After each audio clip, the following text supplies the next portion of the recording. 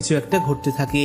সেখানে এমন একটি সিস্টেম চালু হয়ে যায় যার ফলে দুইটি পিরামিড একসঙ্গে যুক্ত হয়ে যায়। যখনই এই দুইটি পিরামিড একসঙ্গে যুক্ত হয়ে যায় তখনই গ্র্যাভিটি কিছু সময়ের জন্য বন্ধ হয়ে যায়, যার ফলে সবকিছু হাওয়াতে উঠতে শুরু করে আর স্কারকিং এর জন্য সেই পোর্টালের কাছে আসা অসম্ভব হয়ে পড়ে। কিন্তু সেই পিরামিড দুটি পুরোপুরিভাবে জুড়ে যাওয়ার আগে স্কারকিং তার ভেতরে প্রবেশ করে ফেলে। এখানে এসে স্কারকিং যখনই সেই পিরামিডগুলো দেখতে পায় তখনই সে শিমুকে নির্দেশ দিয়ে দেয় যে বরফ দিয়ে সেই পিরামিড দুটিকে আটকিয়ে দিতে। তখনই সেই পোর্টাল থেকে অদ্ভুত রোশনি বের হয়। তখনই গডজিলা আর কং সেখান দিয়ে মাটি ফেলে বের হয়ে আসে।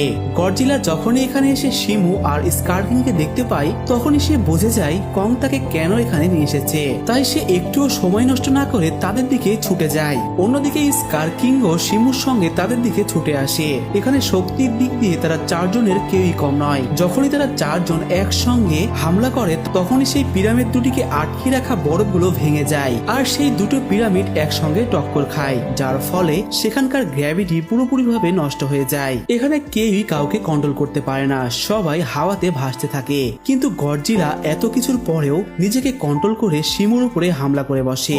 অন্যদিকে চালাক স্কারকিং কং এর কুড়াল নিয়ে তার উপরেই হামলা করে বসে, কিন্তু কং তার মেকানিক্যাল আর্মস দ্বারা সে হামলাকে আটকে দেয়। কিছু সময়ের জন্য সবকিছু যেন স্তব্ধ হয়ে যায় আর সে তার লোহার হাত দিয়ে স্কারকিং কে অনেক দূরে পাঞ্চ করে। কিন্তু কং এর দুশ্মন অনেক বেশি হওয়ার ফলে তাকে পেছন থেকেও হামলা করে আর এগুলো দেখে সেই ছোট্ট বানরটি পাথর দিয়ে পেছনে থাকা সেই বানরটিকে হামলা করে। অন্যদিকে সুযোগ পেয়ে শিমু আর কিছু সময়ের মধ্যে তাকে বরফে পরিণত করে ফেলে। কিন্তু গডজিলাও কোনো অংশেই কম নয়, সে এক ঝটকাতেই সমস্ত বরফকে ভেঙে ফেলে আর একটু পরেই গ্র্যাভিটি আবারও ফিরে আসে। সুযোগ পেয়ে স্কারকিং নিজেকে কং এর থেকে মুক্ত করে সেই পোর্টালের দিকে ঝাঁপ দেয়। তাকে থামানোর জন্য গডজিলা আর কং তার পিছু করতে থাকে, কিন্তু এই তাড়াহুড়োর মধ্যে কং এর কুড়াল সেখানেই আটকে যায়।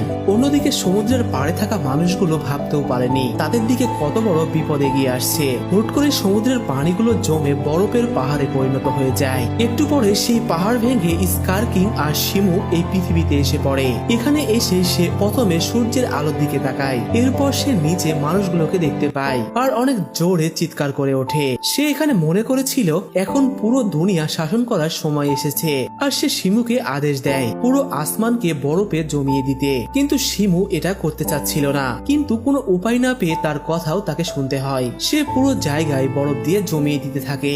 দেখতে দেখতে বড় বড় বিল্ডিং গুলো বরফে পরিণত হতে শুরু করে আর সেগুলো ভেঙে পড়তে থাকে। এখানে স্কারকিং মনে করছিল এখন আর কেউই তাকে থামাতে পারবে না। তখনই কং সেখানে চলে আসে আর তাকে অনেক জোরে একটি ঘুষি মেরে তার 3 টনের দাঁত ভেঙে